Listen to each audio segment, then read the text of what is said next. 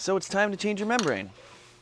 We're going to talk about how to properly remove the membrane from its housing, remove the clamps, and replace it properly. So starting off, these bolts are size 14. If you notice they're blue on your system, they're a size 13. An adjustable wrench is always helpful. So we'll start by loosening the one side. You always want to partially loosen one side and then fully loosen the other side. That allows the bolts to last a little longer. It's less tension on the threads. And then we'll allow the clamps to just sit on the system for now. Next, it is time to remove this cap.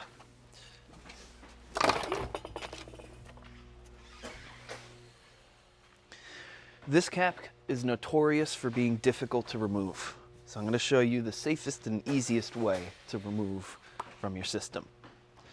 You'll notice a little lip here where it is perfect to fit a flathead screwdriver. Then using a hammer, you'll want to tap upwards, slightly on an angle, with your foot at the bottom of the frame to allow the cap to squeeze upward. You want to start seeing a gap between plastic and metal. And then, with the flathead, we'll squeeze the cap upward. And then the cap will remove as such. Sometimes you will notice the cap will come upward and become stuck to the membrane below. Simply take the flathead and go underneath the cap to separate the filter from its cap.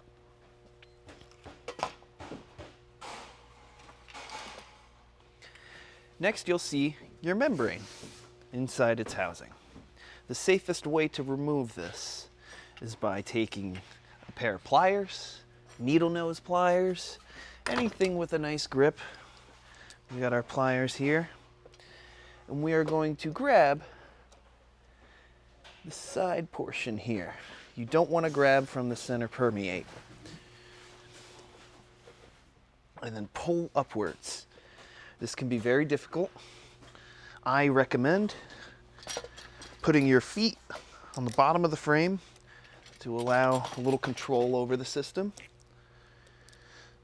Stick your pliers on one of the ends and pull up.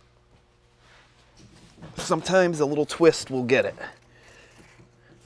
And out will come the membrane. So you want to take out your bad membrane and now put in your new membrane. You'll notice on the membrane element, one side has a black seal and the other side does not. This seal is called a brine seal. You will want to apply a little silicone lube to this seal. That way the membrane can properly perform. Simply take a little bit. I'm just going to put it right on my finger. A small little bit. Little glob on one end, glob on the other, and spin. A little bit of silicone goes a long way. Next, we'll take the membrane. Remember, brine seal on top, and we'll slide it in. You don't want to thrust and drop it. You want to twist and let it fall. Simply press cap back in.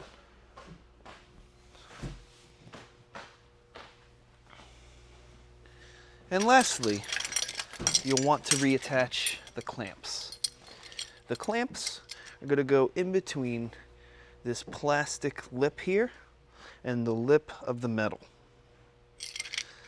Simply have them hug as such. So you'll notice a black lid here. That's a good sign. Next, we'll take the nut, attach to the bolt, and simply tighten with a 14mm wrench. or 13, depending on the size of your bolts. If they are blue, they are 13. If they're silver, they are 14.